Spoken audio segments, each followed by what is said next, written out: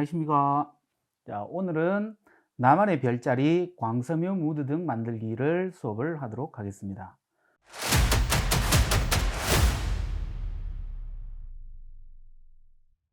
자, 우리 여기 별자리, 여러분들 태어난 달, 그 다음에 태어난 날 이용해서 별자리 무슨 자리인지 이렇게 확인하는 거 있죠. 요즘은 뭐 MBTI 이런 거 이용해서 뭐 성격이라든지 이런 거 이제 파악을 하는데, 이전에는 별자리를 이용해서도 성격이라든지 이런 것들을 파악을 좀 했었어요. 그래서 오늘은 이 별자리 이용해서 한번 또 보도록 하겠습니다. 자, 우리가 별이라고 하는 거는 뭐냐? 별. 일단 별은 스스로 빛을 내는 걸 이야기를 합니다. 그죠? 이런 것들을 우리가 별이라고 이야기를 하고요. 그리고 우리 지금 지구상에서 이제 별자리 확인을 할 수가 있죠. 일주 운동과 연주 운동을 통해서 우리가 별을 관찰할 수 있습니다. 일단 별을 보려면 밤이 돼야지 되고요. 낮과 밤이 바뀌는 것은 일주 운동에 의해서 바뀌는 거고, 그 다음에 우리가 태양 주위를 한 바퀴를 돌면서 이제 1년 동안 연주 운동을 하게 됩니다. 그러면서 이제 위치에 따라서 보이는 별자리들이 다 달라지죠. 그래서 그런 것들을 통해서 우리가 옛날 사람들은 뭐 그 길잡이를 이용을 한다든지, 그 계절에 따라서 별의 위치를 가지고 길을 잡아서 간다든지 이런 것들에 사용을 했었습니다. 이렇든 저렇든 우리가 북쪽 하늘을 보면 항상 보이는 별이 있죠. 그죠? 북두칠성이라든지 이런 것들은 항상 우리가 볼 수가 있습니다. 그 북쪽 하늘에 항상 보이는 별들은 뭐 고층 건물에 의해서 가려지거나 이런 것들이 아닌 이상은 항상 우리가 확인할 수가 있죠. 자, 그러면 우리가 봄철 그 별자리는 어떤 것들을 주로 가지고 하느냐면, 그 아크투루스라든지 이런 밝게 빛나는 1등성 3개가 있습니다. 데네블라라든지 스피카라든지 요 3개를 이용을 해서 봄철 대삼각형을 만들어낼 수가 있습니다. 요거를 통해서 우리가 봄철 별자리를 확인을 할 수가 있고요. 그 다음에 여름철 별자리는 백조자리 중에 하나인 데네브라든지, 그 다음에 베가라든지, 그 다음에 알타이르, 이런 것들을 통해서 또 삼각형을 만들어낼 수 있습니다. 이거 역시도 1등성 3개로 이루어진 여름철 대삼각형입니다. 이런 별들을 이용해서 길잡이를 했었고요. 그 다음에 가을철 별자리는 그 카시오페아, W 모양의 카시오페아 자리가 있고요. 그 다음에 그 페가수스 사각형이라고 해서 그 여기는 봄, 여름과는 다르게 사각형을 이루고 있습니다. 그 가시오페아 자리 옆에 4개의 2등성이 이렇게 사각형을 이루고 있어서 이 사각형을 길잡이로 해서 사용을 했었고요. 그 다음에 겨울철 별자리. 겨울철 별자리는 오리온 자리, 요거를 기준으로 해서 그 주변에 뭐 베telgeus라든지 프로키온이라든지 시리우스라든지 요 3개의 별을 이용해서 겨울철 대삼각형을 만들어서 길잡이로 활용을 했었고요. 자, 우리가 그 별자리 이용 이야기를 하면 1년 12달 각 계절별로 이제 그 별자리가 있습니다. 그래서 그걸 우리가 황도 12궁이라고 이야기를 하죠. 황도 12궁은 그 예전부터 이게 사용이 됐었습니다. 그러니까 우리가 이거를 1928년에 지금 황도 12궁처럼 이렇게 명칭을 정했었고요. 그 전부터 5000년경에 바빌로니아에서 이 비슷하게 그 사용을 했다라는 게 밝혀졌습니다. 그 BC 3000년경에 표석에 뭐 양, 황소, 쌍둥이, 개, 사자, 이런 지금 우리가 사용하는 황도 12궁이 표석으로 남아 있었습니다. 그렇다라는 말은 그 전부터 이런 별자리들을 우리가 생활에 활용을 했다라는 증거가 되는 겁니다. 그래서 그걸 포함을 해서 그때부터 사용되어 왔었기 때문에 그거를 포함을 해서 지금 우리가 국제학회에서 88개의 별자리를 공인하고 있습니다. 그러면 우리가 계절별로 뭐 월별로 이제 별자리를 나누는데 1월 달 우리가 물병자리 1월 20일부터 2월 18일까지 이렇게 물병자리, 뭐 물고기자리, 양자리, 황소자리, 쌍둥이자리, 개자리, 그 다음에 뭐 사자자리, 처녀자리, 천칭자리, 정갈자리, 사수자리, 염소자리 이렇게 총 12개의 별자리를 우리가 나눠 놓고 있죠. 그러면 여기서도 아까 이야기했듯이 우리 뭐 성격이라든지 이런 것들을 파악하는 그런 용도로 예전에 활용을 했었습니다. 그러면 일례로 그 계자리를 한번 보게 되면 계자리가 탄생한 계기가 있죠, 그죠? 그러니까 헤라클레스가 너무 싫어가지고 바다 깊숙이 있는 개한테 헤라클레스를 좀 어떻게 처치를 해달라 부탁을 했는데 헤라클레스한테 죽임을 당합니다. 그래서 헤라가 불쌍하게 여겨서 별자리로 만들어줬다라는 그런 전설이 있죠, 그죠? 그 다음에 이 계자리들의 성격이라든지 그 다음에 뭐 특징, 그 다음에 연애 스타일 이런 것들로 이제 우리가 한 번씩 알아볼 수 있는, 그러니까 각 별자리별로 탄생 이야기라든지 그 다음에 그 성격, 그 다음에 특징, 그 다음에 연애 스타일, 그러니까 자기 별자리에 맞는 그런 형태들로 해서 우리가 한번 나중에 알아보도록 하고요. 자, 그러면 우리가 또 요거 이제 별자리 이용을 했고요. 별자리를 가지고 이제 무드 등 만들기로 했으니까 광섬유에 대해서 조금 알아보도록 하겠습니다. 우리가 목화에서 탄생한 섬유가 뭔지 혹시 아시나요? 네, 면입니다. 면. 그 다음에 천연 동물성 섬유가 그죠? 견. 그 다음에 포근한 겨울 섬유가 모.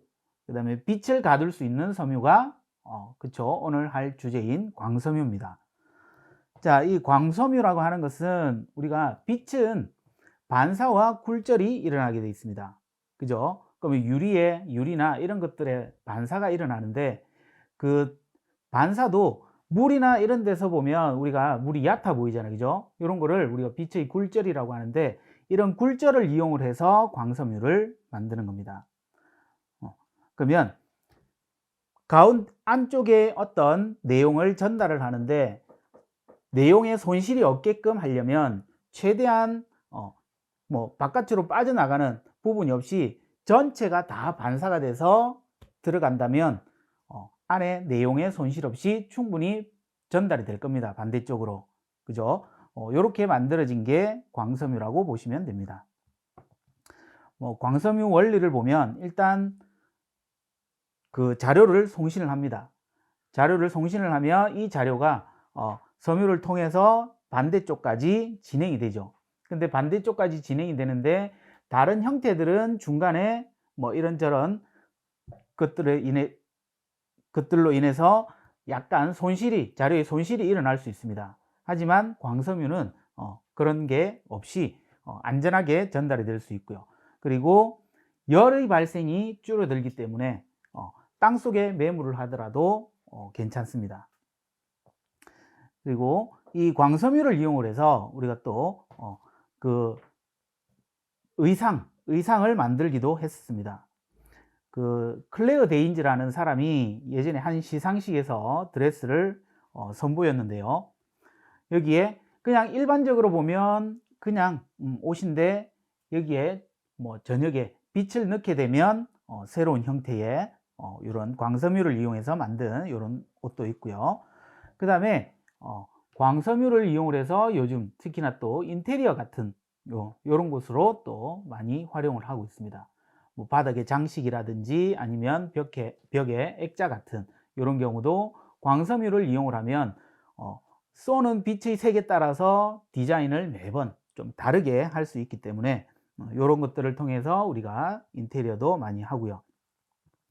이 광섬유는 그 가오 박사라는 사람이 노벨 물리학상을 받았는데요. 이 가오 박사가 뭐라고 했냐면 앞으로 광섬유는 1000년을 버틸 기술이라고 아주 극찬을 했습니다. 그래서 그만큼 우리가 발전 분야가 무궁무진하다는 것을 알 수가 있겠죠. 자, 그러면 오늘은 이제 자기 자신만의 무드 등, 별자리를 이용을 해서 자기 자신만의 무드 등을 만드는 시간을 갖도록 하겠습니다.